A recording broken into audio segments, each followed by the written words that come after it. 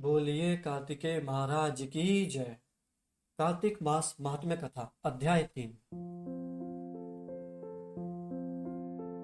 सत्यभामा ने कहा, हे प्रभु, आप तो सभी काल में व्यापक हैं और सभी काल आपके एक समान हैं।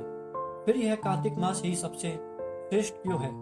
आप सब तिथियों में एकादशी और सभी मासों में कार्तिक मास को ही अपना प्रिय क्यों कहते हैं? इसका कारण बताइए जरा। भगवान श्री कृष्ण ने कहा, हे भामिनी, तुमने बहुत अच्छा प्रश्न किया है। मैं तुम्हें इसका उत्तर देता हूँ, ध्यान पूर्वक सुनो। इसी प्रकार एक बार महाराज बैन के पुत्र राजा प्रत ने प्रश्न के उत्तर में देवर्षि नारद से प्रश्न किया था, और जिसका उत्तर देते हुए नारद जी ने कहा, कार्तिक मास की महिमा बताते हुए, हे राजन, एक समय शंख नाम का एक राक्षस बहुत बलवान एवं अत्याचारी हो गया था।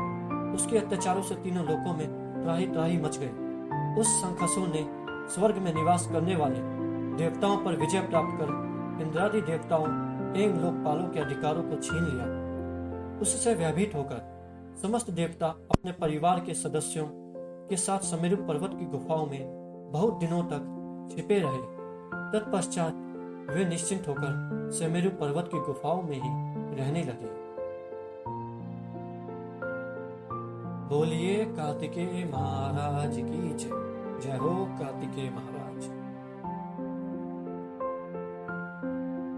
उधर जब शंखासुर को इस बात का पता चला कि देवता अनंत पर्वत समेरु पर्वत की गुफाओं में निवास कर रहे हैं, तो उसने सोचा कि ऐसी कोई दिव्य शक्ति अवश्य है जिसके प्रभाव से अधिकारहीन यह देवता अभी भी बलवान है। सोचते सोचते वह इस निर्णय पर पहुंचा कि वेद मंत्रों के बल के कारण ये देवता बलवान हो रहे हैं। यदि इनसे वेद छीन लिया जाए तो वे बलहीन हो जाएंगे। ऐसा विचार कर शंखासुर ब्रह्मा जी के सत्यलोक में शीघ्र ही वेदों को हर लाया।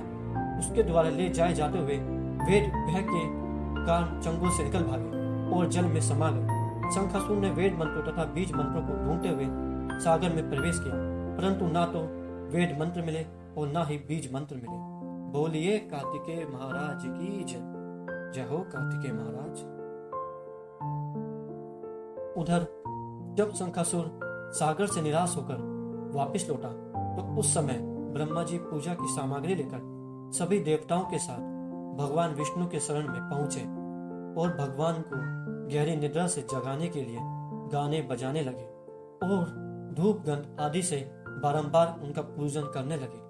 धूप, दीप, नैवेद्य आदि अर्पित किए जाने पर भगवान की निद्रा टूटी और वह देवताओं सहित ब्रह्मा जी को अपने पूजन करते हुए देखकर बहुत प्रसन्न हुए तथा कहने लगे, मैं आप लोगों के इस कीर्तन एवं मंगलाचरण से बहुत प्रसन्न हूँ। आप अपना अभिष्ट वरदान मांगिए, मैं अवश्य प्रदान करूंगा। जो मनुष्य अश्विन शुक्ल की एकादशी से देवोत्थान एकादशी तक ब्रह्म मुहूर्त में उठकर मेरी पूजा करेंगे, उन्हें तुम्हारी ही भांति मेरे प्रसन्न होने के कारण सुख की प्राप्ति होगी। आप लोग जो पाग, अधर्य, आचमन और जल आदि सामग्री मेरे लिए लाए हैं, वे अनंत गुणों वाली होकर आपका कल्याण करेगी। शंखासुर द्वारा हरे गए संपूर्ण वेद जल में स्थित है। मैं सागरपुत्र शंखासुर का वध करने के उन सभी वेदों को अभी लाए देता हूँ। आज से मंत्र, बीज और वेदों सहित मैं प्रतिवर्ष कार्तिक मास में जल में विश्राम करूंगा।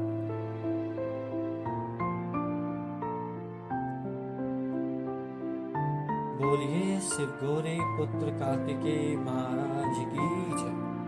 जय हो कार्तिकेय महाराज। जय हो कार्तिकेय महाराज। कार्तिकेय महाराज सब पर अपना आशीर्वाद बनाए रखिए। अब मैं मत्स्य का रूप धारण करके जल में जाता हूँ। तुम सब देवता भी मुनीश्वरों सहित मेरे साथ जल में आओ। इस कार्तिक मास में जो श्रेष्ठ मनुष्य प्रातः काल स्नान करते हैं, वे सब यज्ञ के अभिव्रत स्नान द्वारा भली भांति नहा लेते हैं। हे देवेंद्र, कार्तिक मास में व्रत करने वालों को सब प्रकार से धन, पुत्र, पुत्री आदि देते रहना और उनकी सभी आपत्तियों से रक्षा करना। हे धनपति कुबेर, मेरी आज्ञा के अनुसार तुम उनके धन्य धान्य की वृद्धि करना क्योंकि इस प्रकार आचरण करने वाला मनुष्य मेरा रूप धारण करके जीवन मुक्त हो जाता है। जो मनुष्य जन्म से लेकर मृत्यु पर्यंत विधि पूर्वक इस उत्तम व्रत को करता है वह आप लोगों का ही पूजनीय है। कार्तिक शुक्ल पक्ष की एकादशी तिथि को तुम लोगों ने मुझे जगाया है, इसलिए यह तिथि मेरे लिए अत्यंत प्रतिदायिनी और माननीय है। हे देवताओं,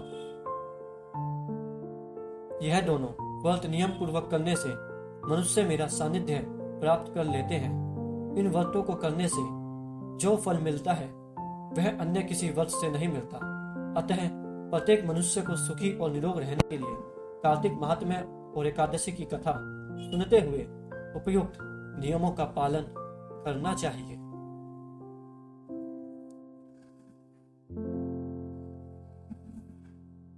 बोलिए शिव गौरी पुत्र कार्तिकेय महाराज की जय। बोलिए शिव गौरी पुत्र कार्तिकेय महाराज की जय। जय हो कार्तिकेय महाराज, जय हो कार्तिकेय महाराज। सबकी मनोकामनाएं पूर्ण कीजिए, सबको आशीर्वाद दीजिए कार्तिकेय महाराज। जय हो कार्तिकेय महाराज की जय।